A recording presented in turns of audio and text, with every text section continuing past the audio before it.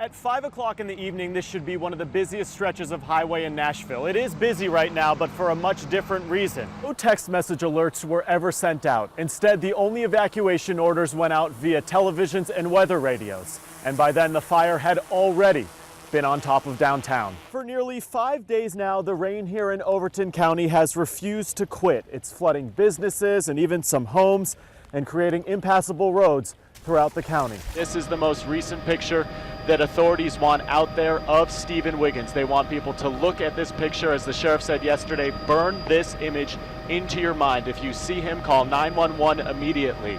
Authorities in the air and on the ground have been following a myriad of tips, chasing down all sorts of different leads. You know, I think a lot of people had hoped that after this election there would be some kind of unity in this country, some kind of coming together. Why officials are telling people to stay home. Roads and parking lots that are still literal sheets of ice. I mean, to think about the fact that you are the last face that someone is going to see before they take their last breaths on this earth. And there are a few lingering questions throughout all of this. Was it instant, and did he suffer? Those questions, of course, we will probably never know the answers to. This was all very methodical tonight. These tariffs hit especially hard because there's no going back. Their crops are already in the ground. So Chris is going to run it today. We will be out there. We'll be doing 13.1 this morning. Not the whole 26.2 like Scott Waiteka, but we'll be doing 13.1.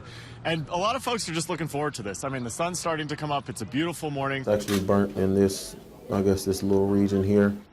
Think about what you just saw. That hand, his hand is so severely burned because he grabbed the barrel of an assault rifle that had just gone off dozens of times. He didn't care. He grabbed that gun and he pulled it out of the hand of the man who was firing it. Numerous workers out in the dark right now who have lost their own homes but continue to fight fires and clear roads for this devastated community. It's very sad. Darkness could not conceal the devastation as fires burned where they didn't belong. We're going to soak this whole foundation right here. Gatlinburg was under siege. This house is saved and the next one's burning. The fight to save what's left here continued on past 1 a.m. Snapped it right here. 3 pieces. Surrounded by smoke from fires they could hardly see, You got to really watch yourselves. Mike Moore and his men were in the woods hunting for hot spots. Let's just watch it for a minute and see if it comes back. They tried to hold back the flames on a snapped power pole, Hold your breath. where the lines were likely still active. All we can hope for is that the rain's coming. We need it right now. That rain they so desperately needed here finally fell on Wednesday. It came so hard and so fast, though, that mudslides became a concern, Honestly, it's a mess. making the work here even more precarious. It's not good at all. We landscaped everything here. The largest wildfire in Tennessee's history was discriminatory. It just blew through here like a torch, you know. Some of the log cabins Matthew Roberts maintained are gone. Yeah, put every tree in here. Yeah. Others, just feet away, are still standing. There's a lot of cleanup to do here, that's for sure. This place is his livelihood. He planted nearly every tree on this property. Most of them are gone. 40 of 108 cabins are also gone. Oh, it's an absolute disaster. Looks like a bomb went off. Looking around at what's left here, this is a view Matthew would rather forget. Count the loss and see if we can't move on from here.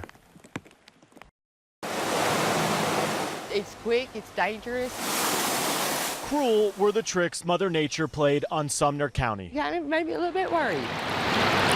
as deception defined the day. It was already in the yard coming toward the trailer. Melody Crook left her home so quickly on a rescue boat that when we found her Friday morning, her feet were bare. I didn't get real worried until it got deeper and deeper in the house. The unrelenting rain turned quiet creeks here into merciless bodies of water.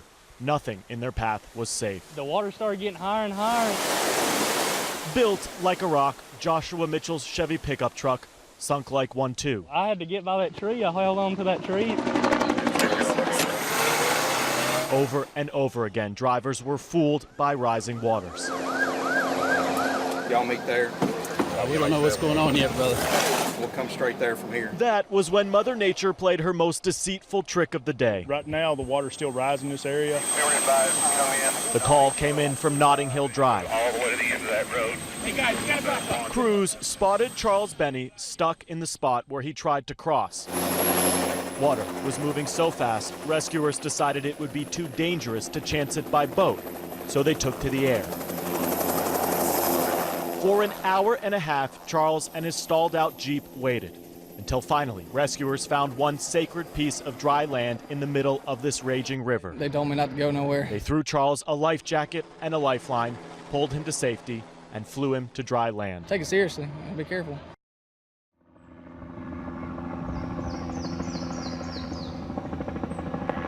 I've never seen anything like this. What a day, what a man, what a life. What they'd give to have him back. Today's about honoring Sergeant Baker. From the patrol car outside the First Baptist Church It's totally amazing to me. to the streets of Dixon he so proudly served, where Jeanette Bonkowski and hundreds of other people stood to say thanks to Sergeant Daniel Baker. The way it happened is, it should not have happened. All right. Today was not about the way the 32-year-old died. It was about the way he lived, the family he left behind. I cannot start to imagine what that little child and his wife are going to be going through. Sergeant Baker approached, shrouded in near silence, flanked by the men and women of his department. On the streets he loved, past the people he loved. I told him when he went by to rest in peace. That's what I want him to do. His loss has touched generations in this town. I hope he holds on to this day as how we need to hold cops close to us and that they're here to protect us and to make sure we're safe. I hope they think what a proud town we are and how much we appreciated their husband, their father, their brother. I hope they know how much we all appreciate him. What a day. What a man. What a life. What they'd give to have him back. Chris Conte, News Channel 5.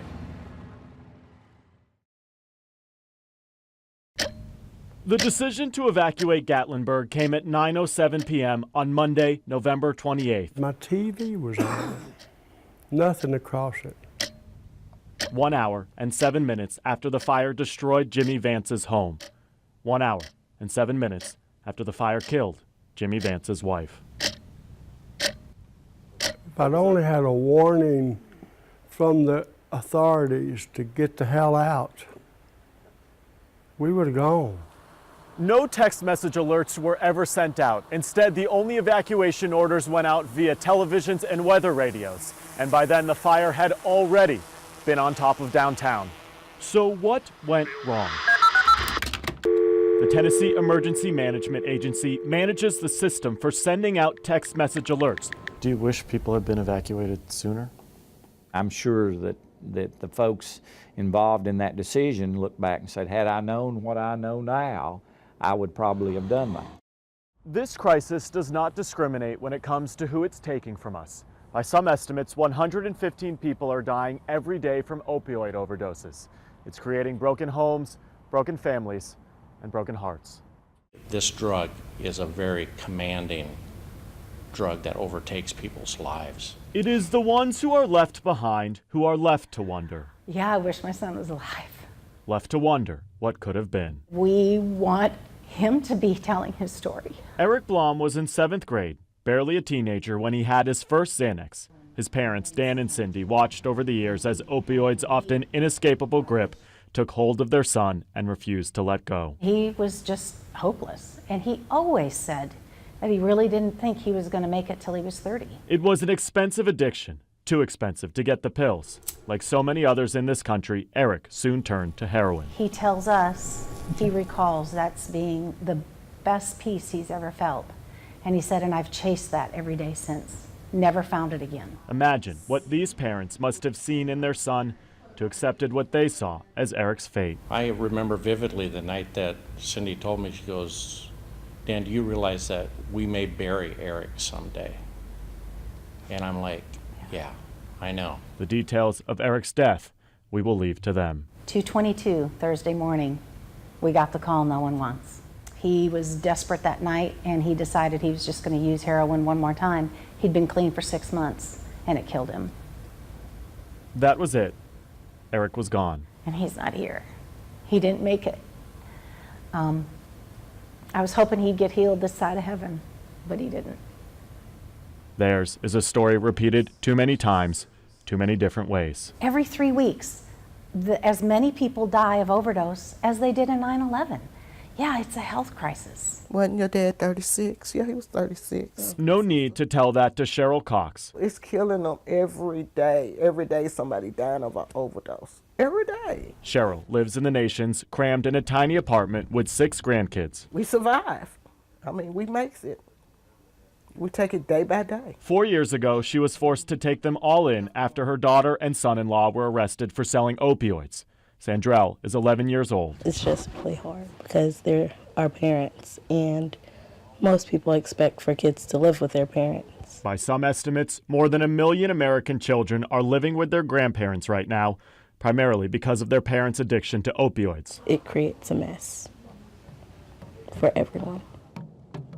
Sandrell still gets to see her mom sometimes. Seeing her dad, though, means coming here. He had took some drugs, and I think there were poison in them, I think. And he was in a hospital for like a couple of weeks, and they had to let him go. Mandrell Newsom was 36 years old. He too turned to heroin back in August. I guess it's all this organs start shutting down on him. And he too is now gone. Yep. Another broken family, another child left behind.